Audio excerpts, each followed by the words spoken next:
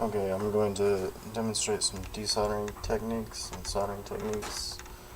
First, because it's already soldered, I'm going to work on this connector here. And because it's already soldered, I'll start with desoldering. So I'm going to use first a desoldering tool, Heiko. The idea of this tool is it's hot. The tip is hot, just like a soldering iron, and it's hollow on the inside to be able to suck up the solder. I'll put it on the sponge. You place a tip over the pin for through hole, and you allow it to sit until the solder melts. Once the solder melts and it becomes liquid, press the trigger and pull the solder out.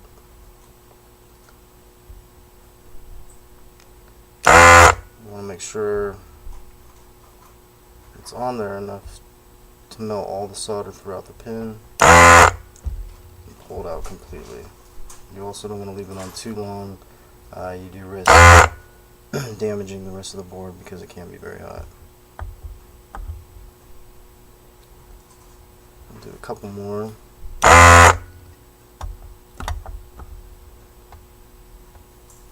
And this is remove most of the solder in the pins.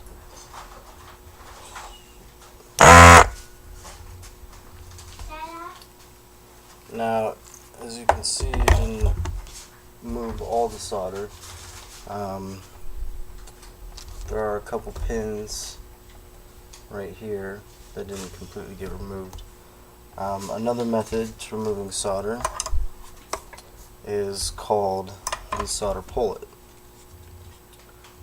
It's a tool like this, and what it does is it works as a spring.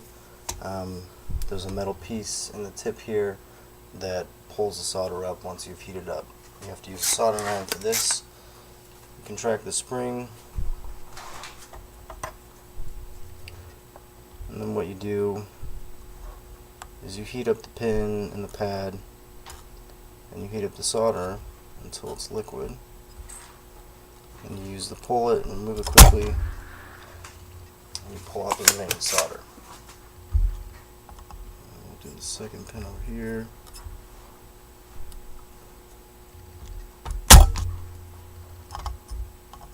Clean that up, and as you can see now, the spaces, the dark spots is where the solder's been completely removed. There's a slight bit of solder that's left. If you were to have to remove this part without doing any damage to you, you'd want to make sure that all the solder is removed before taking it out. The final piece is called solder wick. Looks like this. It's a copper braid. You use a soldering iron again.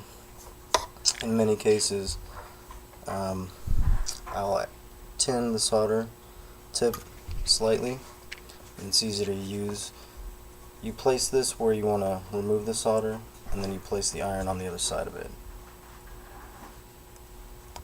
So we remove it like this, and you allow the wick to suck up the remaining solder.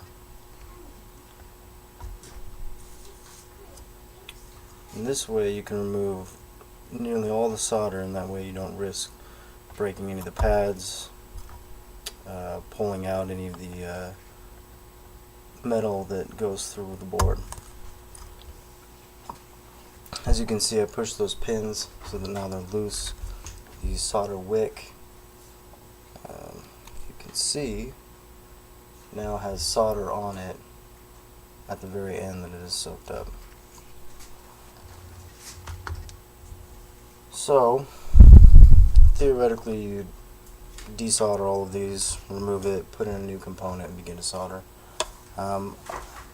This is a scrap board, and so I'm just going to demonstrate soldering technique on the remaining pins.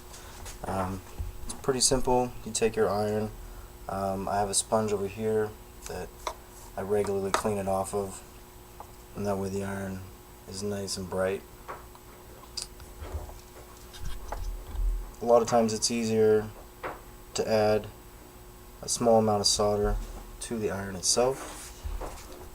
It's not necessary, but sometimes it can help. You apply the iron directly to the pin and to the pad, and hold it on there, and then you push the solder into your iron. And it makes a nice joint right there. You remove the iron and allow it to cool completely. Make sure that it doesn't get moved, or you can risk having cold solder joints. So I'll continue to do that for here. Again, put it on the pad and the pin that is in there.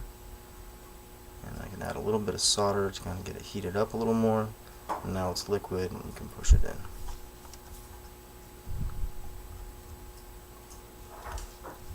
Continue on until everything has been soldered.